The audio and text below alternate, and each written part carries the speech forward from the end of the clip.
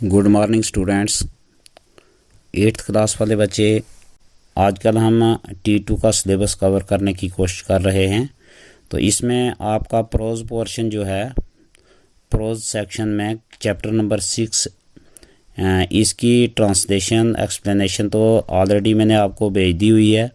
अब हम इसकी एक्सरसाइज करने की कोशिश करेंगे। तो चैप्टर ये जूलियस सीजर वाला एक चैप्टर है। जूलियस सीजर जैसे आपको पता है कि एक सिपाही का नाम है जो अपने जंग के बाद घर वापस आता है। तो ये पूरी समरी आपको इससे पहले आपने पढ़ ली हुई है।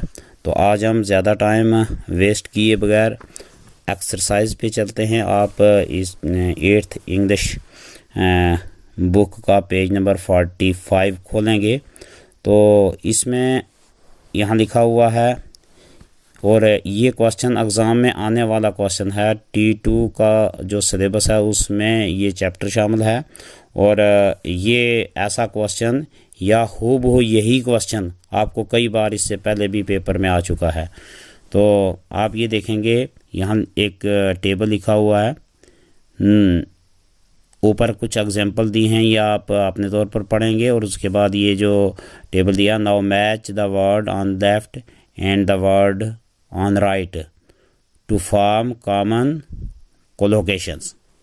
तो आपने लेफ़्ट साइड में जो वर्ड दिए हैं उनको राइट साइड के सूटेबल वर्ड से मिलाकर उसकी कॉमन कोलोकेशन जो है वो सही करनी है, दुरुस्त करनी है। उसकी जो एक तरतीब होती है, क्योंकि वर्ड्स को हम कभी कभी एक के बजाय दो वर्ड्स को मिलाकर कोई बात कहते हैं तो बड़ी वज़नदार बात बन जाती है। तो यहाँ पहले इसने लिखा हुआ है वर्क, फिर दूसरे नंबर पर लिखा हुआ वाइड, तीसरे नंबर पर लिखा हुआ है वेल, चौथे नंबर पर है ग्रेट, तो पांचवें पर है वाइटली। अब इनके साथ एक एक वर्ड राइट साइड से लेना है। यहाँ लिखा हुआ है ए में सक्सेस, बी में एथिक, सी में अवेयर, डी में इम्पॉर्टेंट और ई में ओपन। अब आपको सुनने से जो एक्सपीरियंस आज तक हुआ है उससे बहुत सारे वर्ड आप खुद पहचान जाओगे कि इसके साथ क्या आना चाहिए।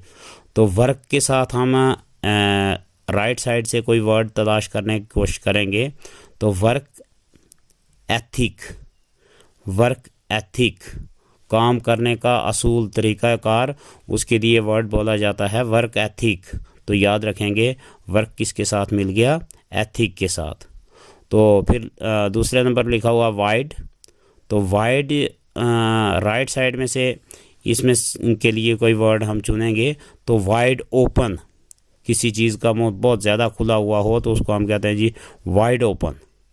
तो ये एक यानी कंपाउंड वर्ड आप इसको कह सकते हैं, दो वर्ड का मिलकर एक वर्ड बना हुआ वाइड ओपन। पहला वर्क एथिक, फिर वाइड ओपन। थर्ड है वेल, और इसके लिए हम यहाँ से चुनेंगे राइट साइड से। तो वेल अवेयर, अच्छा जानकार। वैसे तो कोई जानकार हो वो उसको हम अवेयर ही कह सकते हैं। तो अगर हम उसके साथ वेल लगाकर फिर अवेयर लगाएंगे तो उसकी जानकारी का जो दर्जा है वो थोड़ा बुलंद होता है, उसकी डिग्री थोड़ी ऊपर जाती है। तो हम ये कहते हैं वेल अवेयर। तो उसके बाद है जी ग्रेट सक्सेस। तो ग्रेट सक्सेस, बड़ी कामयाबी तो वैसे भी कामयाबी होती है, छोटी हो या बड़ी हो, लेकिन वर्ड को कहने में, किसी वर्ड के अदा करने में थोड़ी सी और जान डालने के लिए उसका वो तरतीब जो है, कोलोकेशन जो है, उसको हम इस अंदाज से बयान करते हैं कि उस वर्ड में जान आ जाती है। तो हम कहते हैं जी ग्रेट सक्सेस, बड़ी कामयाबी। तो पांचवा है वाइटली इम्पॉर्टेंट, जो चीज़ बहुत बड़ी अहमियत की हामिल हो उसको हम कहते हैं वाइटली इम्पॉर्टेंट। तो ये आप एक बार फिर इसको रिवाइज कर लेंगे। Work ethic, wide, open, well aware, great, success, vitally important. इसी तरह जैसे आपने अभी एक टेबल पढ़ा है, उसमें दो वर्ड को बनाकर एक वर्ड बनाया जाता है, उसमें थोड़ी सी और जान पड़ जाती है। आगे एक इसी लेसन में एक और क्वेश्चन है, उसमें आपने वर्ड नहीं बल्कि सेंटेंस के पार्ट जो हैं वो मिलाने हैं और उससे उस सेंटेंस में इसी तरह की कुछ तब्दीली आएगी।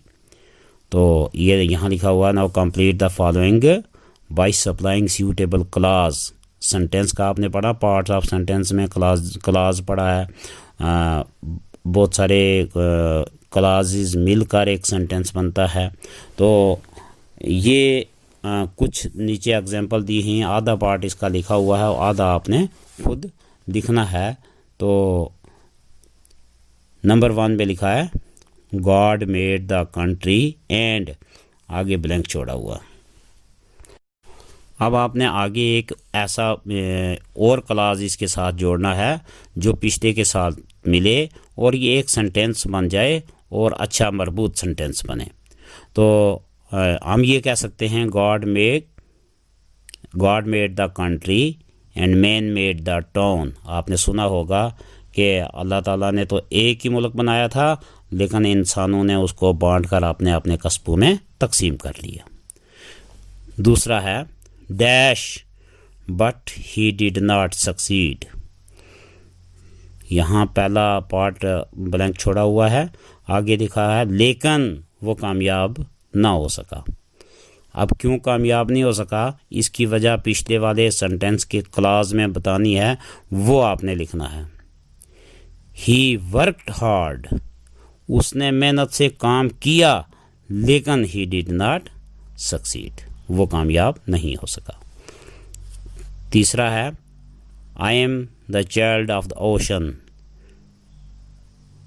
तो ये सेंटेंस आपको याद आया होगा, आपने इंग्लिश में पीछे पढ़ा है, आपने एक लेसन पढ़ा था लाइफ, उसमें पासिंग विंड जो है डिफरेंट थिंग्स के पास जाती है और उनसे पूछती है what is life according to you.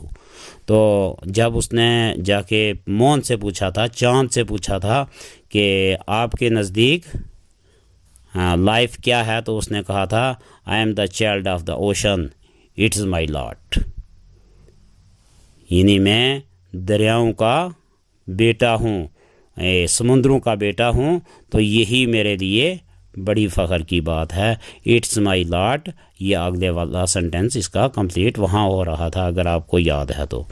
Fourth sentence है dash because he is fond of them. Dash ये खाली छोड़ा हुआ है, आगे लिखा है बिकॉज, इसलिए कि he is fond of them, वो उसका शौकीन है। तो अब किस चीज़ का वो शौकीन है, इसमें आप कुछ भी लिख सकते हैं। फॉर एग्ज़ाम्पल आप ये लिखना चाहो ही ग्रोज रोजेस, वो गुलाब उगाता है, क्यों, because he is fond of them, उनको उसको उनका शौक है। फिफ्थ सेंटेंस है दो I had not seen Nora since she was a small baby. तो आपने ये सेंटेंस भी पीछे पढ़ा हुआ है, हाउ टीचर लर्न वाला एक लेसन पढ़ा था, सबसे पहला लेसन हमारे इंग्लिश का 8th क्लास का। तो उसमें नोरा नामी एक बेटी थी, उस की आपने टीचर के साथ डिस्कशन होती थी और टीचर उसके बारे में टीचर ने कहा था कि दो I had not seen Nora since she was very small baby, कि अगरचे मैंने नोरा को तब से नहीं देखा था जब से वो बिल्कुल छोटी सी बच्ची थी, यानी तब देखा था। तो आगे फिर इसका पोर्शन छोड़ा हुआ है, तो आगे क्या आएगा, तो आगे लिखा हुआ था आई कुड ईज़ली रिकॉग्नाइज हर, लेकिन फिर भी मैंने उसको आसानी के साथ पहचान लिया, यानी अगर बहुत पहले से मैंने उसको देखा नहीं था लेकिन फिर भी मैंने उसको आसानी के साथ पहचान लिया। 6th सेंटेंस है about half of the humanity relies on the fresh water. तो आगे डैश छोड़ी हुई है, आगे ब्लैंक है। तो आपने अगर आपने इंग्लिश जो पढ़ी थी वो आपको याद है, तो फिर आपको ये रियलाइज़ होना चाहिए कि आपने ये सेंटेंस भी पढ़ा हुआ है। और लेसन कौन सा था, पीछे आपने एक लेसन पढ़ा था global warming A catastrophe in the making. तो ग्लोबल वार्मिंग वाले उस चैप्टर में आपने जब ये ग्लोबल वार्मिंग की डिस्कशन पढ़ी थी कि कैसे हमारे ग्लेशियर कम हो रहे हैं, तो उसकी इम्पोर्टेंस को बताते हुए वहाँ ये सेंटेंस लिखा हुआ था कि about half the humanity relies on fresh water, के आधी इंसानियत जो है, यहाँ की आबादी जो है, ये हमारे इस कश्मीर की हाई रेंजेस की बात हो रही थी कि यहाँ की आधी आबादी जो है ये ताज़ा पानी पर इनका इन्हासार है। तो that we can get in the mountain regions, जो हमें मिलता है कहाँ, माउंटेन रीजन में। और माउंटेन रीजन में वो वाटर कहाँ से आता है, हमारे जो ग्लेशियर्स हैं उनमें से आस्ता आस्ता पिघल कर हमें वो मिलता है। लेकिन ग्लोबल वार्मिंग की वजह से हमारे ग्लेशियर ख़त्म हो रहे हैं और ये ख़तरा है कि आने वाले वक्त में ये फ्रेश वाटर हमसे कहीं गायब ही ना हो जाए। तो ये सेंटेंस वहाँ हमने पढ़ा था, तो आज एक बार फिर हमने आपने एक लेसन में इसको रिपीट कर लिया है। 7th सेंटेंस है, these things are beyond all understanding, I do fear them. तो यहाँ आपके लिए उसने कुछ छोड़ा ही नहीं है, पूरा सेंटेंस ही कंप्लीट कर दिया है, क्योंकि आगे वाला क्लास जो उसने ऐड कर दिया है आई डू फियर देम, यानी these things are beyond all understanding, ये चीज़ें तमाम समझ सोच से बाहर हैं। आई डू फियर देम, मैं इनसे डरता हूँ। तो आपको एग्ज़ाम में कभी ये आएगा I do not fear them की जगह ब्लैंक छोड़ा होगा, आपने ये लिखना है आई डू फियर देम, यानी ये चीज़ें हमारी समझ से बाहर हैं, मैं इनसे डरता हूँ। तो या आप इसकी जगह ये भी लिख सकते हैं I do not believe them, मैं इन पर यकीन नहीं रखता। जो हमारी समझ से ही बाहर हैं तो उन पर मैं यकीन नहीं रखता। 8th है dash, it looks very pleasant. Dash में पहला फर्स्ट क्लास जो वो छोड़ा हुआ है, इसने पहला हिस्सा सेंटेंस का नहीं लिखा है, तो आगे लिखा है इट लुक्स वेरी प्लीजेंट। तो ये बहुत खूबसूरत दिखाई देता है। तो कब दिखाई देता है कोई चीज़ खूबसूरत, यानी फॉर एग्जांपल जैसे चांद जब पूरा होता है, चमकता है पूरी अपनी उस चमक के साथ, तो उस वक़्त वो बहुत खूबसूरत दिखाई देता है। तो इसकी जगह हम ये लिख सकते हैं when full moon shines in the sky, जब पूरा चांद आसमान में चमकता है तो इट लुक्स वेरी प्लीजेंट, वो बहुत खूबसूरत दिखाई देता है। तो अगला सेंटेंस है unless Rustam is killed we can't hope to defeat the enemy. एक बार फिर हमारे सिलेबस का एक और सेंटेंस रिपीट हुआ है।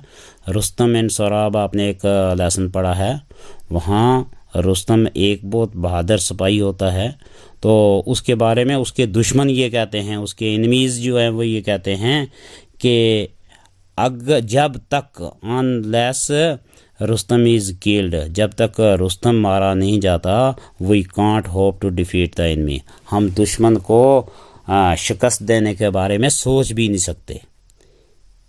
हमें ये उम्मीद ही नहीं रखनी चाहिए कि जब तक रुस्तम नहीं मारा जाता तो हम दुश्मन को शिकस्त दे सकेंगे। तो ये वहाँ का सेंटेंस था।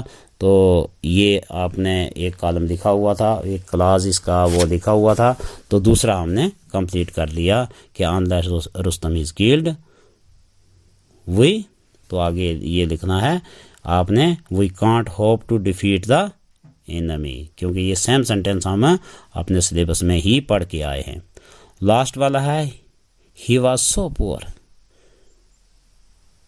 वो इतना गरीब था। अब इसका आगे एक क्लास और आपने ऐड करना है जिसका ताल्लुक इससे हो कि वो इतना गरीब था तो फिर क्या हुआ उसको, he could not get education, वो तालीम हासिल ना कर सका। He could not provide 2 times meal to his children, वो 2 वक्त की रोटी अपने बच्चों को नहीं दे सका। कुछ भी आप लिख सकते हैं। तो दूसरा सेंटेंस आपने कोई भी जो आप चाहो वो मिला लो। तो ये आपका रहा एक्सरसाइज लेसन इस आपके प्रोज पोर्शन के चैप्टर नंबर 6 का, जिसमें आपने इससे पहले लेसन तो पढ़ा हुआ था, लेकिन आज एक्सरसाइज की है, इसको आप बार बार रिपीट करेंगे और फिर उसके बाद लिखने की कोशिश करेंगे। शुक्रिया।